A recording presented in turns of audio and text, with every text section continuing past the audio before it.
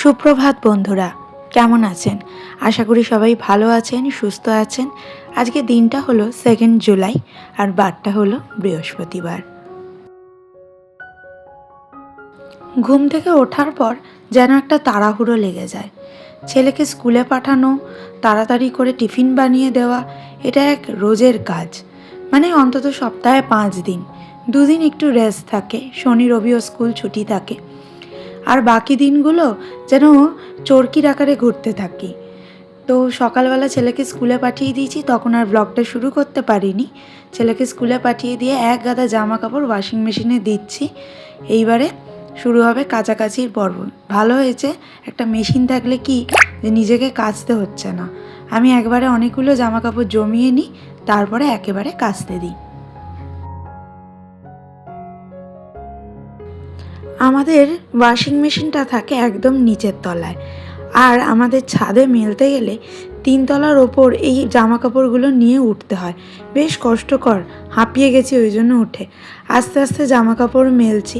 আর এই টাইমে আমার বড় ঘুমোয়, তার কারণ ও নাইট করে। সেই জন্য ওকেও বলতে পারছিলাম না যে জামা কাপড়গুলোর বালতিটা একটু তুলে দিতে ওপরে। আমি নিজেই নিয়ে আসছিলাম। বেশ ভারী, যেহেতু একবারে জামা কাপড়গুলো কাচি, তো ওই জন্য অনেকটাই ভারী হয় বালতি। তো আর সেটাকে টেনে ওপরে তোলাটা বেশ কষ্টকরই হয় আমার জন্য। হয়ে গেছে সমস্ত জামা কাপড় মেলা। এই এতগুলো জামা কাপড় মেলতে প্রায় 15 মিনিট চলে গেল। এবার যাই তাড়াতাড়ি করে নিচে বাকি কাজগুলো করি।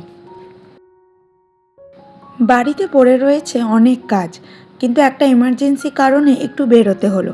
কাজটা সেরে এসে আপনাদেরকে বলছি সব।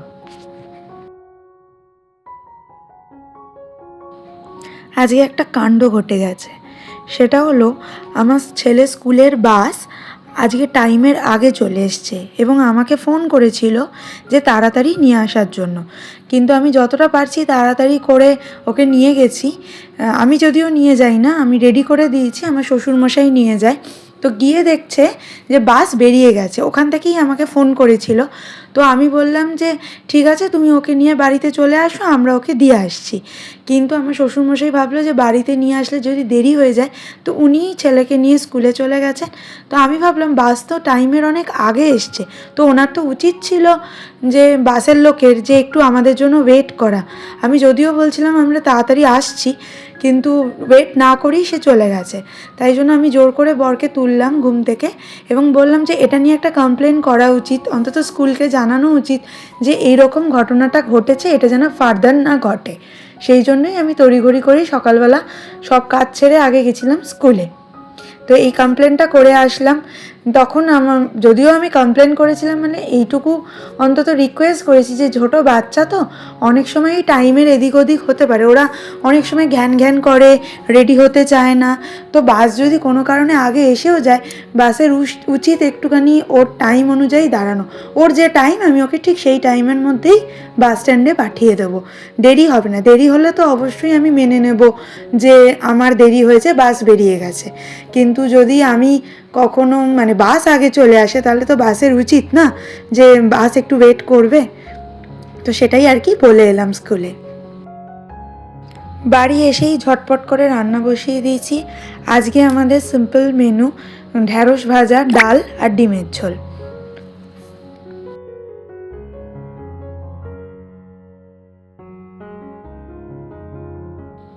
আমি রেগুলার রান্না করি না, মাঝে মাঝে রান্না করি। আর আমার শাশুড়ি মাই রান্না করেন, আর পুজোও শাশুড়ি মাই দেন। এখন উনি গেছেন একটু বাপের বাড়িতে 2 দিনের জন্য। তো সেই জন্য আজকে আমার দায়িত্ব পড়েছে রান্না এবং পুজোর। সেই জন্য তাড়াতাড়ি করছি। একে তো বৃহস্পতিবার, তার মধ্যে সকালবেলা একটা কাণ্ড ঘটে গেল, যার জন্য আমাকে বেরোতে হলো। শুধু বেরোনো তো নয়, অনেক কাজের হ্যাম্পার হয়ে গেল। হয়ে গেছে ডিম সেদ্ধ, এটাকে একটু ঠান্ডা জল দিয়ে ভিজিয়ে রাখছি। আর এদিকে দেখছি ঢ্যাঁড়স ভাজাটা কত দূর হলো।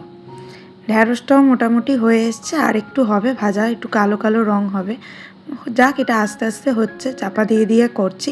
যেহেতু আমি একটু অল্প তেলে রান্না করি, তাই আমি চাপা দিয়ে দিয়ে করি। বেশি বাড়িয়ে দিলে আমি মানে ওই যে জিনিসটা কড়াইতে ধরে যাবে আর পুড়ে যাবে আর কি।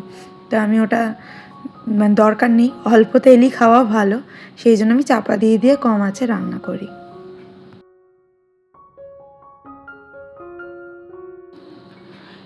ওইদিকে ওটা আস্তে আস্তে হোক, এইদিকে আমি ডিমের আলুগুলো কেটে নিচ্ছি।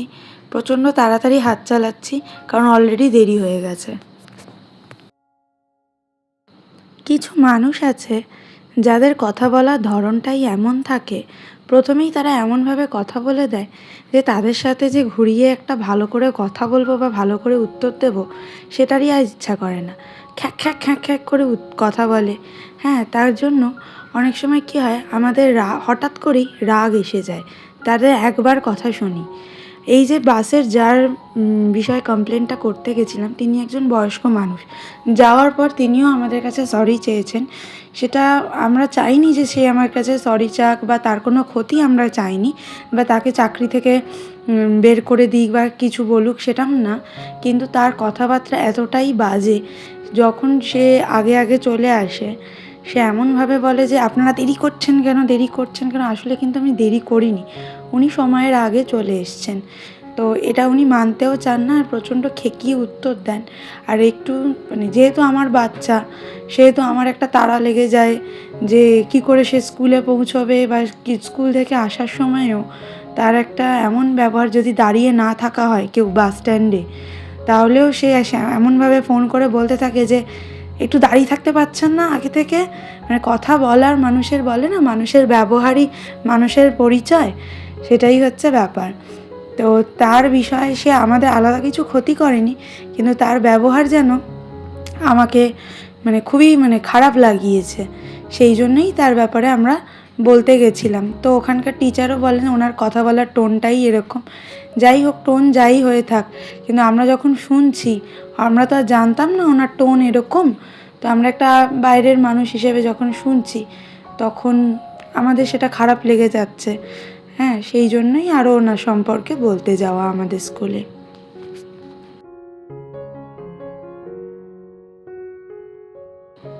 ওইদিকে ঢ্যাঁড়স ভাজা আর ডাল দুটোই হয়ে গেছে, আর ডিমগুলোও সিদ্ধ হয়ে যেতে আমি ছাড়িয়ে নিয়েছি। এবার আলু আর ডিমগুলোকে ভালো করে নুন হলুদ দিয়ে মাখিয়ে নিয়ে এবার ভাজতে বসাবো। আর ওইদিকে আরেকটা গ্যাসে বসিয়ে দেবো ভাত।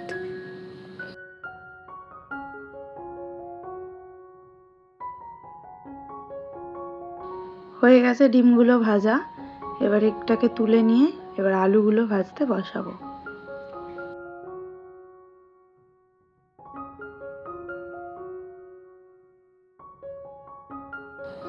যে সকল মানুষ বলে তারা ঘরের কাজ এবং বাইরের কাজ সুন্দরভাবে ব্যালেন্স করে করতে পারে, আমার মনে হয় তারা সঠিক বলছে না। হয় তাদের ঘরের পরিবেশ বা লোকজন অনেকটা কোঅপারেটিভ, অথবা তাদের কাজের জায়গার পরিবেশ অনেকটা সহজ। এই ধরুন না, চাকরিজীবী বউরা যখন অফিসে যায়, তখন কি তাদের খেয়াল করতে হয় যে শাশুড়ি মাকে ওষুধটা কে দেবে, বা শ্বশুরমশাইকে টাইমে চাটা কে দেবে? হ্যাঁ, কাজের লোক দিয়ে করিয়ে নেওয়া যায়, কিন্তু তাহলে তো সেই বউ ঘর সংসারের কাজে ফাঁকি দিয়ে দিল। আবার যে বউ সকাল থেকে রাত অবধি সংসারের ডিউটি পালন করে গেল, তার অন্য কাজে মন দেওয়া হলো না। কিন্তু আমরা চাকুরিজীবী বউদেরই মাথায় তুলে নাচি, কারণ বাড়ির ভেতরের কাজে তো কোনো অর্থ উপার্জন করা যায় না। আর মাঝখানে পড়ে থাকি কিছু মানুষ, যারা ব্যালেন্স করছি বলে বুক বাজিয়ে বেড়াই। কোনো একটা দিক পারফেক্টলি করতে হলে অন্য দিকটা কিছুটা হলেও হ্যাম্পার হবে, সে যতই চেষ্টা করা হোক। এটা একান্তই আমার নিজস্ব অভিব্যক্তি। আপনাদেরও যদি কারোর কিছু এই সম্পর্কে বলার থাকে, কমেন্ট বক্সে অবশ্যই জানাবেন।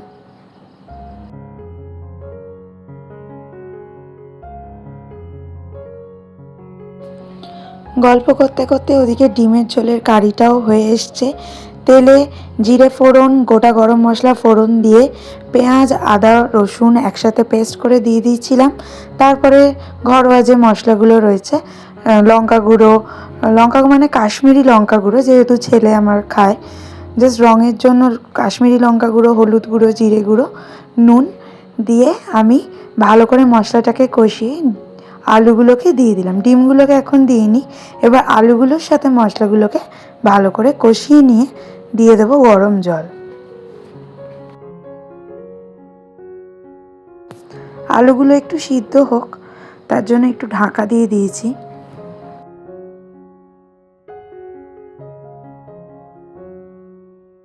কিছুক্ষণ বাদে ঢাকা খুলে দেখছি আলুগুলোও মোটামুটি সিদ্ধ হয়ে গেছে আর ঝোলটাও টকবক করে ফুটছে, তাই ডিমগুলো দিয়ে দিলাম। ডিমগুলো সমেত একটু ফোটাবো, তারপরেই নামিয়ে নেব। হয়ে গেছে আমার ডিমের ঝোল। এরপরে তাড়াতাড়ি করে যাই স্নান করতে, কেন কি এরপর পুজো বাকি আছে, পুজো দিতে যেতে হবে। হয়ে গেছে আমার স্নান করা আর পুজো দেওয়াও হয়ে গেছে। যেহেতু বৃহস্পতিবারের পুজো অনেকটা সময় নিয়ে করতে হয়, সেই জন্য আর ভিডিও করতে পারিনি। পুজো দেওয়ার পর আমাদের ঠাকুরের সিংহাসন কেমন লাগছে সেটাই আপনাদেরকে দেখাচ্ছি। এই হচ্ছে আমাদের ঠাকুরের আসন। আজকে বৃহস্পতিবার সমস্ত ঠাকুরকে ফুল দিয়ে সাজানো হয়েছে। রোজই সাজানো হয়, কিন্তু বৃহস্পতিবার থাকে অনেক বেশি ফুল থাকে, অনেক বেশি সুন্দর করে সাজানো হয়।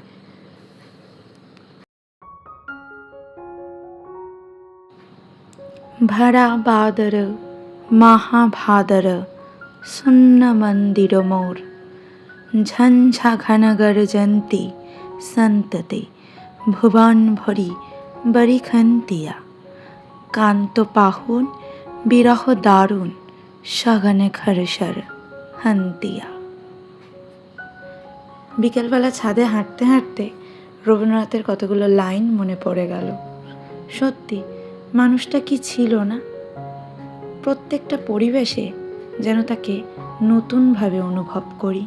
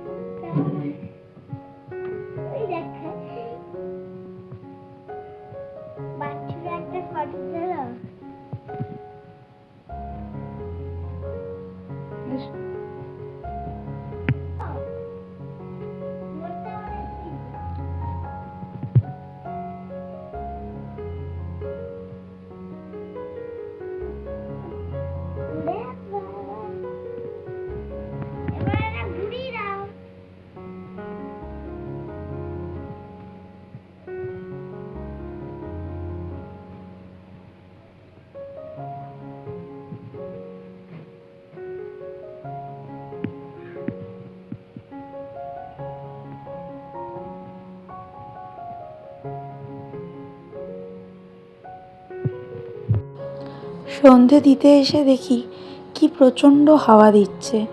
বাইরের পরিবেশটা এত অপূর্ব লাগছিল, আর আকাশটা দেখুন কি সুন্দর লাগছে দেখতে।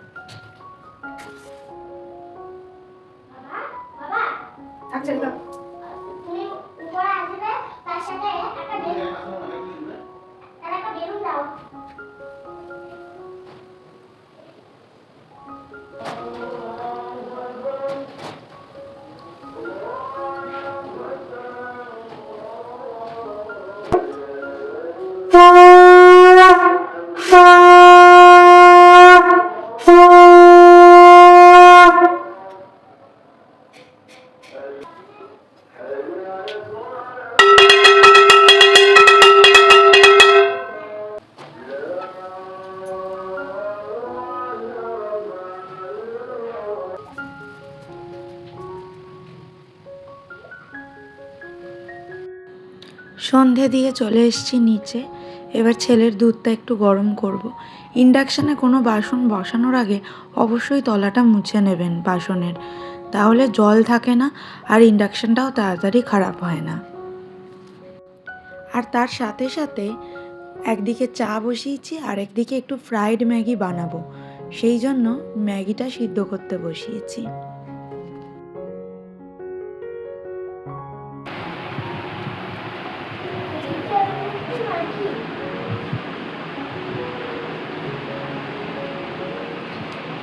কি করতে হবে আমাকে? কি করতে হবে? পরিয়ে দিতে হবে? কোথায় পড়ে ওটা? কি হয় ওটা দিয়ে?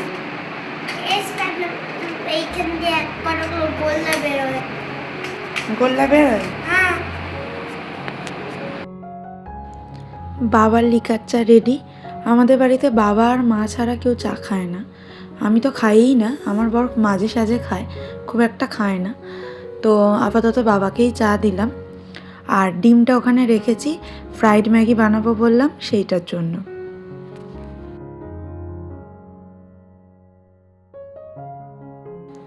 কড়াই গরম হতে অল্প একটু তেল দিয়ে পেঁয়াজগুলো ভাজতে বসিয়ে দিয়েছি। পেঁয়াজটা এবার লাল লাল করে ভাজা হোক।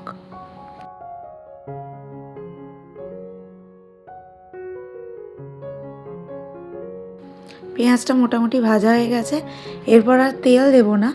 এরই মাঝখানে ওই ডিমটা ফাটিয়ে দিয়ে দেবো। তেল দেয়া যায়, আমি ওই তেলেই করে নিয়েছি, আর দরকার নেই। তেল বেশি না খাওয়াই ভালো।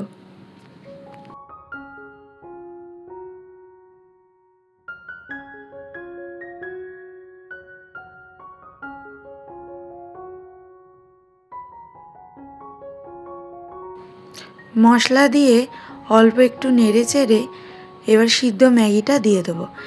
ম্যাগি সিদ্ধর সময় একটা প্যাকেট মশলা দিয়েছিলাম ওতে, আরেকটা প্যাকেট মশলা এই ফ্রাইটাতে করার সময় দিয়ে দিলাম।